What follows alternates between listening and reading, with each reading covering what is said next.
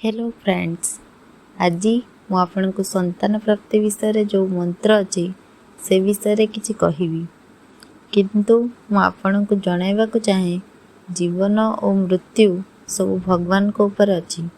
जदि आमे भगवान को ऊपर पूर्ण विश्वासर सहित मंत्र जप करिबा तांको आशीर्वाद रु भल संतानटी पाई परिबा। विवाहर अनेक दिन बीती जाइतिले भी सब ठीक थाई मध्य संतानटी हेउनाई। जदि से माने निम्नोक्त मंत्र को 45 दिन जप करिवे उपकार पाइबे। एही मंत्रर नाम माँ तारा देवी मंत्र। दिन को 108 थर सूर्य उदय समय जप करिया पड़िबो। मंत्रटी मो वीडियो रे दे देइछि, ताको सठिक उच्चारण करी जप करिवे।